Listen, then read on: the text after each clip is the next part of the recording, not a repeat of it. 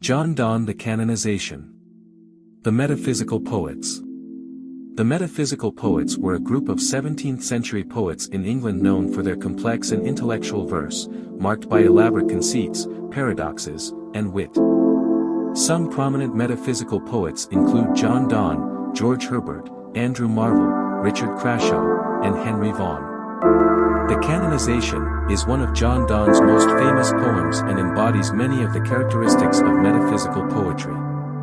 In this poem, Donne explores the theme of love and the power of poetry to immortalize it.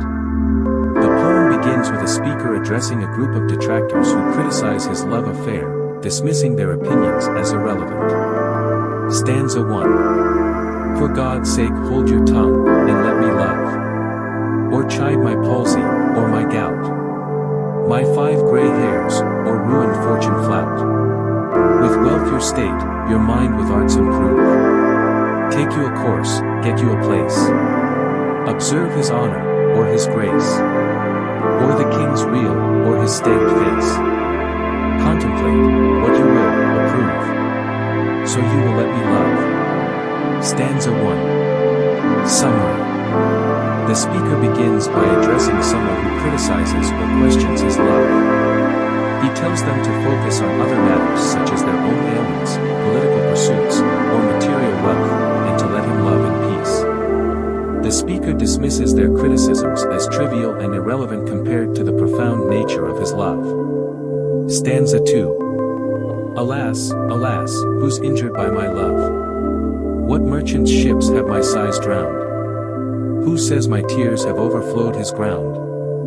When did my colds a forward spring remove? When did the heats which my veins fill? Add one more to the plaguey bill. Soldiers find wars, and lawyers find out still. Litigious men, which quarrels move. Though she and I do love. Stanza 2. Summary. The speaker continues by insisting that their love harms no one and should not be of concern to others. He argues that their love does not affect the fortunes of others, nor does it impact society negatively. Instead, it is a private affair that brings them great personal fulfillment without disturbing the external world. Stanza 3. Call us what you will, we are made such by love. Call her one, me another fly. We are capers too, and at our own cost die. And we in us find the eagle and the dove. The phoenix riddle hath more wit. By us, we two being one, are it. So, to one neutral thing both sexes fit. We die and rise the same, and prove mysterious by this love. Stanza 3. Summary. In this stanza, the speaker asserts that their love is so powerful and all-consuming that it transforms their world.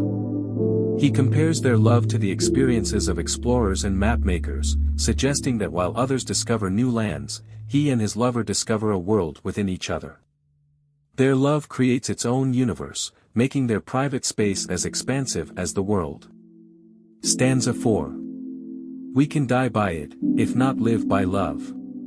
And if unfit for tombs and hearse, our legend be, it will be fit for verse. And if no piece of chronicle we prove, we'll build in sonnets pretty rooms. As well a well-wrought urn becomes. The greatest ashes, as half-acre tombs. And by these hymns, all shall approve. Us canonized for love. Stanza 4. Summary. The speaker now turns to the idea of being canonized for their love. He suggests that even if they die, their love will be immortalized through poetry. Their love will be remembered and celebrated, just like saints are canonized and revered. He imagines future generations admiring their love and using it as a model or pattern for their own. Stanza 5. And thus invoke us, you, whom reverend love made one another's hermitage. You, to whom love was peace, that now is rage. Who did the whole world's sole contract, and drove into the glasses of your eyes. So made such mirrors, and such spies, that they did all to you epitomize. Countries, towns, courts, beg from above. Stanza 5. Summary. In the final stanza, the speaker envisions a future where he and his lover are worshipped as saints of love. He imagines that people will pray to them for guidance in their own romantic endeavors.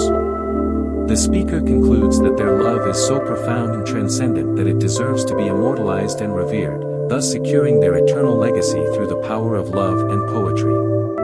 The speaker insists that his love is legitimate and worthy of celebration, regardless of societal norms or expectations. He argues that their love is sacred and transcendent, deserving of the same reverence as religious devotion or martyrdom. Donne employs elaborate conceits to compare their love to various holy rituals and ceremonies, such as canonization. The poem concludes with a powerful assertion of the enduring nature of their love, suggesting that it will be immortalized through poetry long after they are gone. In TheCanonization, Donne explores themes of love, spirituality, and the power of poetry to elevate and immortalize human experience. Through intricate wordplay and imagery, he crafts a poem that challenges conventional notions of love and celebrates its transcendent nature.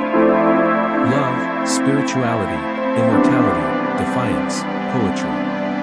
The theme of TheCanonization can be summarized as the elevation of love to a sacred and immortal status through poetic expression. The epic-making poem in essence explores the sanctification of love through defiance and the immortalization of human experience through poetry.